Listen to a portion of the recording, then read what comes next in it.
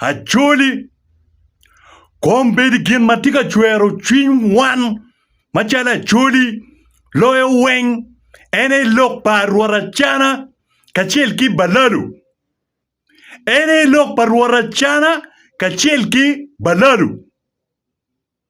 Kombe di wan machala Acholi, waneno ni gin mati kelo peko wako dit loyo weng, ene rwar Acana.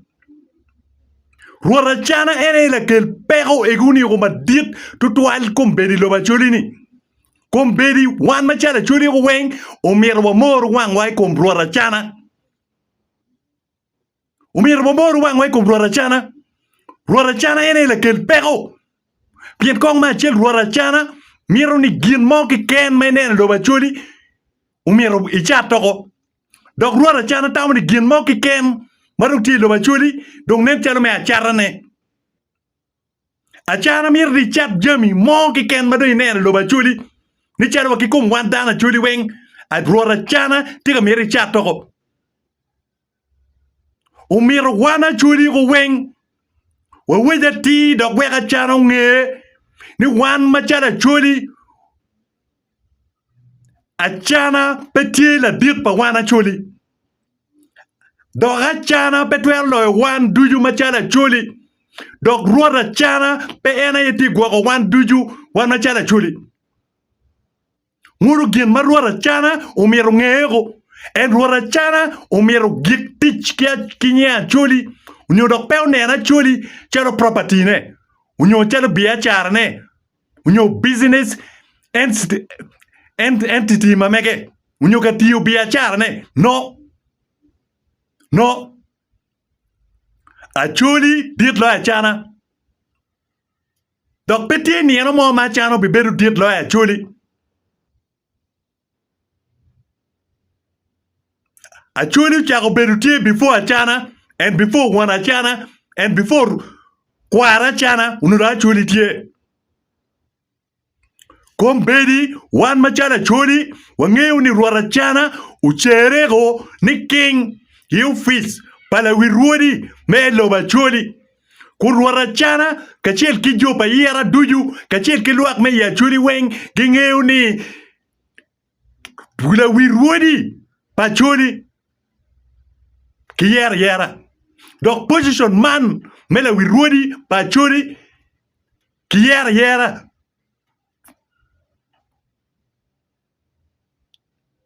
Before rwar Acana unor la wirwodi mokene tie ma obedo mapat ke Acana. And before wan Acana unor lu wirwodi mokene i Acholi obedo tie macha rwar liagi. Rwar me agago. Unyo rwar me pato, unyo rwar me kwere, rwar ma pol. Wangeo ni machado rwar maaki pura ubedu wi la wirwodi ya Acholi. Wan machado Acholi wangeo. Ni pilipo adoa unyo la loyo mabe ubedo. La wirwodi pa Acholi kong before Acana dok before wan Acana. Chipingo Acana tiga chere i office pala wirwodi me Acholi. Acana ti chere i office pala wirwodi me Acholi macharo anga. En uno po aneki kwene. Uno tuera neki kwene. Watika neno ne polkare luming mugu kirwori nega mugu. Machalu dunge.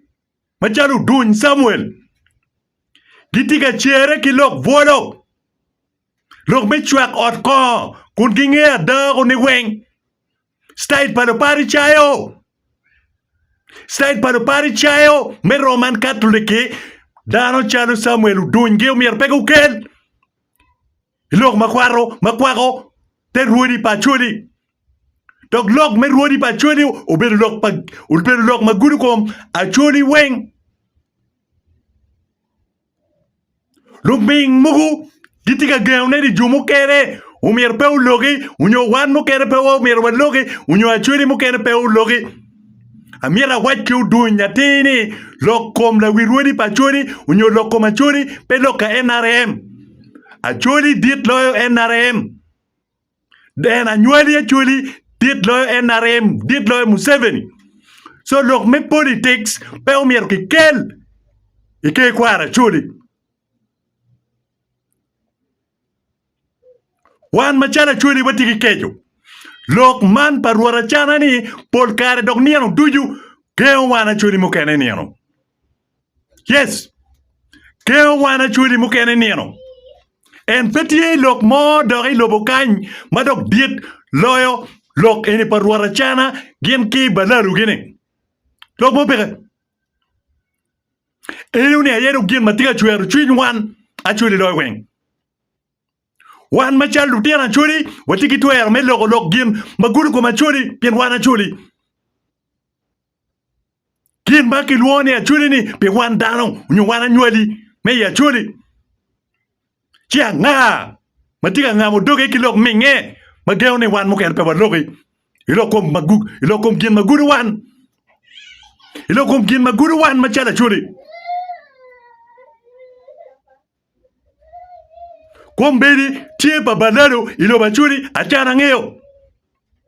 Acana tie mauti mo deal ki gluagi bagan Balalu maduanta. Tie pa Balalu ingom achuri Acana ngeo. Ruara Acana tiki ngeji yemat be. Pien ngat mo be matwer doanya dikali. Labo ngej pa in won gang. Ngat mo petuero kadonyo idikal nywe oti la bon in won gang ma pe jodo en nywe la bon yeo pa in won gang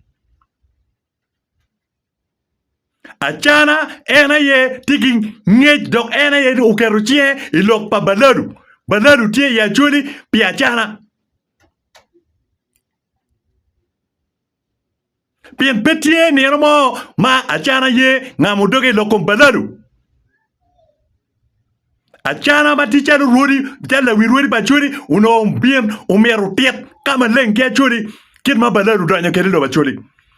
Hento petie ni mo maruara Acana ubiru katerne ke achuri ilokom Balalu. Petie ni mo ma ruara Acana unyuru chwechwinye ilokom Balalu.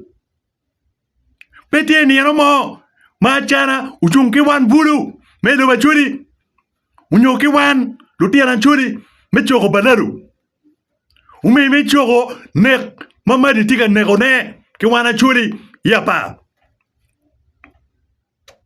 Petie ni mo ma Acana uchoko ngat mo kiken upino uchoko ngat mo kiken matika kero pere lo bachuri petie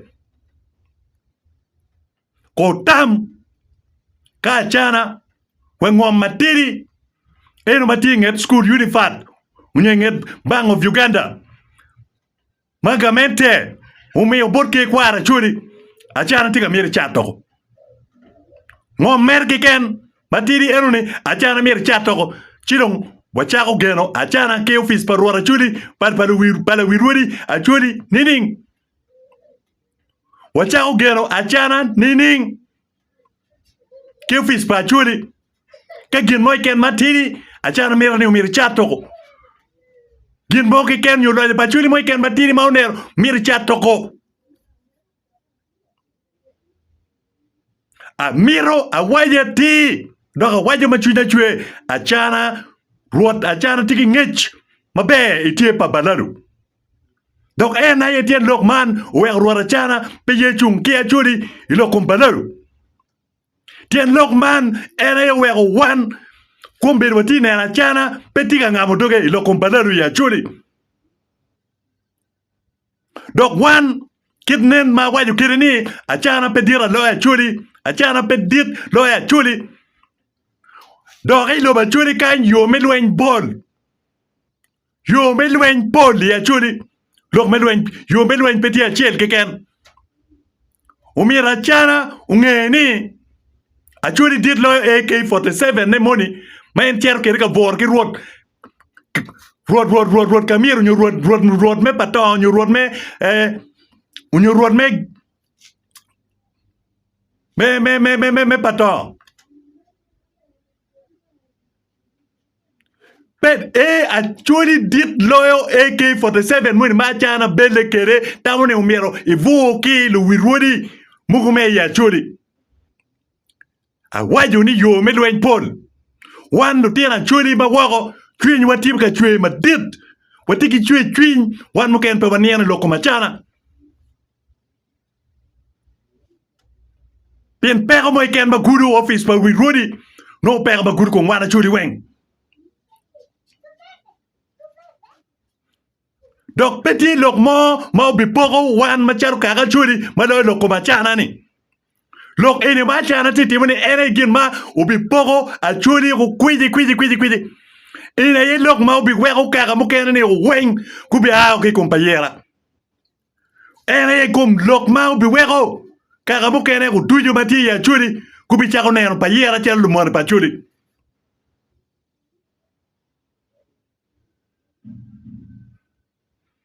wan jubu kene chwiny wati chwe mauno dok peti gin mo ma ubi kero lweny matek maliet loyo weng ya Acholi maloyo lok pa Acana eni ka pegi tieko mabe lok pa Acana eni luming mugu kitamo ni mere lok matiri nyo kitamo ni lok matiri ento ka uno gidonyo ichwiny dano ichwiny Acholi ka chel uno gubi niang kama chwiny pa Acholi tiye uno gubi niang kui matie chwiny Acholi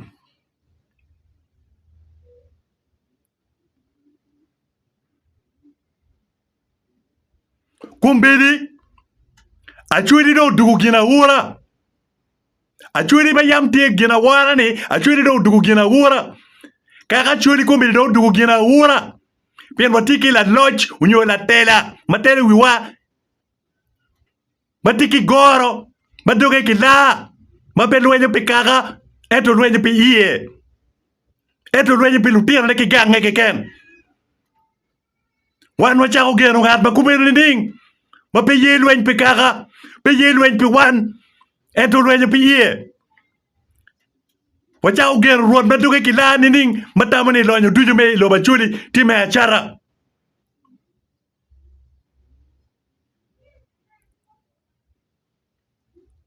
unen ko Acholi